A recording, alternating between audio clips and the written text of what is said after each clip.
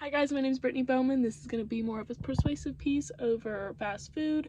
For many years now, there has been many debates on fast food, if fast food is good for you, if it's bad for you, the disadvantages and the advantages of fast food.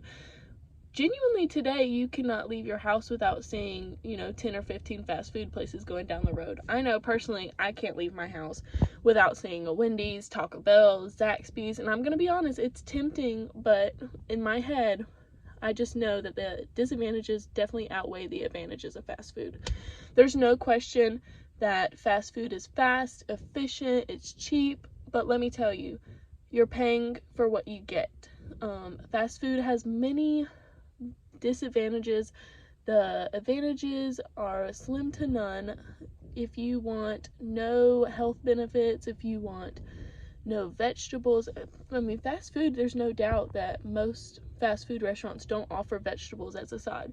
Most fast food restaurants add french fries, there's baked potatoes. Those are all starches. Those are very high in fats, they're high in carbs, they're high in sodium.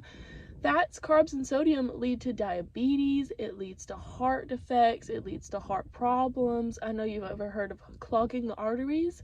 That is from very high fats. Your body can't metabolize that much fat, so fat just gets stored all in your body. This is an issue surrounding obesity. This is why the United States is thought of as the most obese most obese country in the world. And it's 100% true, because in the United States, it's normalized to have food delivered to you. It's normalized to eat fast food. It's normal to not cook home-cooked meals. Genuinely, a person should not even be consuming fast food just because there's chemical additives, there's fats, there's so many sodiums, there is absolutely no health benefits in fast food. A lot of the times the lettuce is made in a lab. It's not even grown out of the earth. So there's a lot of things that people don't know that go into fast food. I personally managed Zaxby's. I managed 4 of them for 3 years, so I have actually seen behind the scenes of how fast food is made. It's high in grease. A lot of the times we don't clean the grease either. You're supposed to clean it 3 times a day. We did it once a day. It's high in grease. It's high in salt. We had a salt shaker about this big, and we went through it every 10 minutes just salting fries. It's not good for you, and there's no question about that. It's not good for you. It has no health benefits. Yes, it's fast and cheap, but you're paying for what you get. I know in elementary school everybody learned the food pyramid, where you get the vegetables, your dairy, your meats are your last thing. The meats are actually the smallest that you're supposed to get, and I know in the United States it's actually more common for people to overeat rather than undereat. I know if you go to China, if you go to Asia, a lot of the people are a lot thinner there, and they don't have much fat on their bodies. It's because they don't overeat. They don't overconsume like we do in the United States, which is why we are the most obese country in the world, because everybody's just overeating, and they're only eating like fats and sodiums, and people are eating out 6 times a week, and maybe eating out, they could be eating out 7 times a week, actually. A lot of people genuinely do. I know a lot of people will skip breakfast, they'll skip lunch, and they'll just focus on dinner just because they are full from the last dinner because they're over consuming. But they're not getting their vegetables, they're not getting their dairy. We need dairy for healthy bones, so genuinely most people don't get that amount of dairy that they're supposed to get. They definitely don't get the vegetables. Vegetables help your eyesight, they help maintain homeostasis in your body.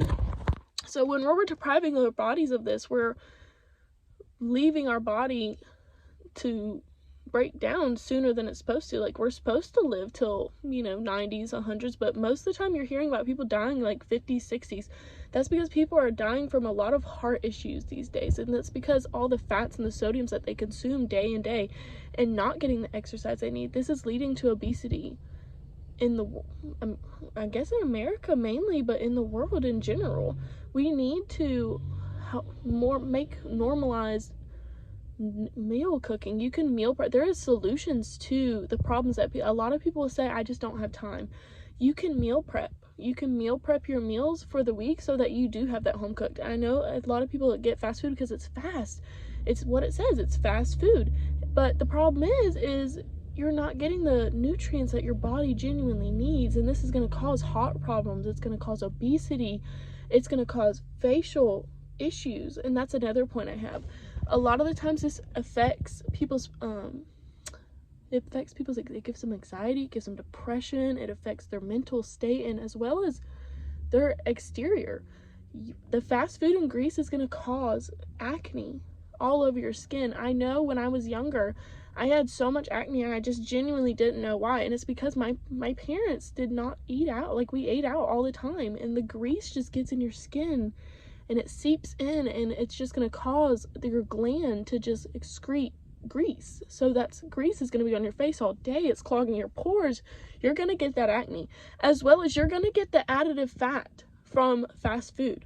So you got the obesity, you got your facial problems. I mean, this is going to cause depression. I mean, I know when I was younger, I genuinely got bullied often because of my presence, because I did have a little bit of fat on me. I did have acne. And in middle school, this is, you know, most people are very mean about it. And so I did get bullied for it, and I had to go on a pill. It's called, I don't remember the name, but it's a pill, and it gets rid of all the grease in your skin. I had the driest skin ever, and I know it has a lot of birth defects, and it's not a healthy thing, so I had to get my blood monitored. I had to get everything monitored, and I was on the drug for 6 months.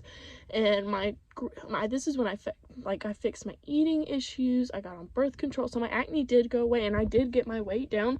But I think the biggest reason I got my weight down is because I started eating healthier. I started incorporating my food pyramid, everything, vegetables, fruit, everything. So that helped me maintain my homeostasis in my body.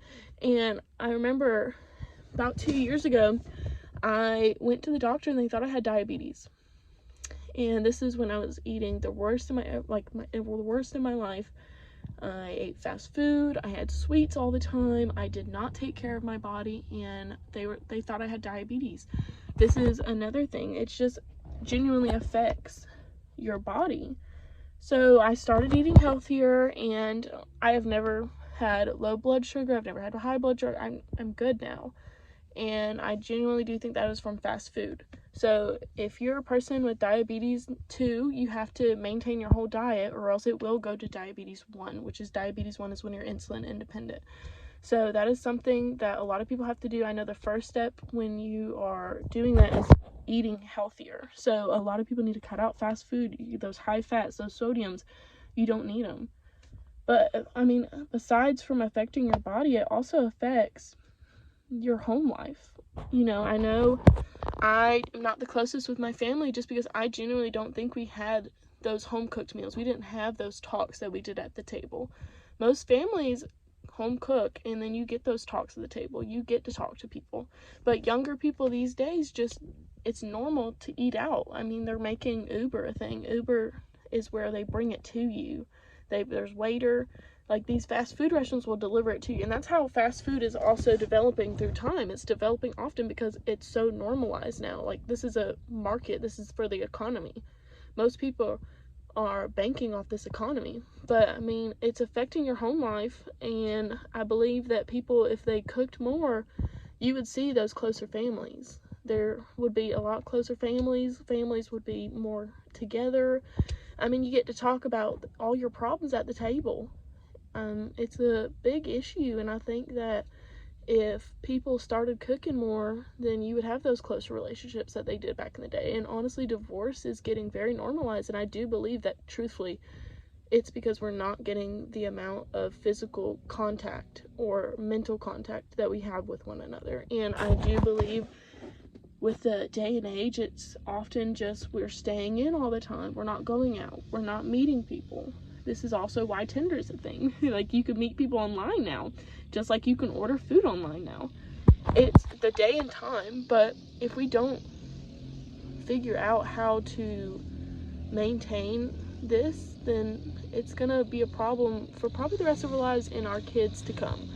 Fast food is definitely a big step in that. We need to figure out how to develop different, methods. And the problem is it's just not efficient. And you can go to the grocery store. That's going to help boom our economy too. But this is how you know what ingredients are going into. You don't get those additive chemicals. You don't have those high fats and sodiums. You can make your own meals. You can meal prep. You can put more money aside for food so you can get those nutrients and stuff. And that's just going to help you live a more fulfilling and happy life and a longer life. I mean, do you want to die around 50 or 60? Do you want to set an example for our generations to come? We need to figure out how to fix this method. And honestly, as me to you, you should stop eating so much fast food, because you don't want to be in a coffin by 50. Thank you. That's it.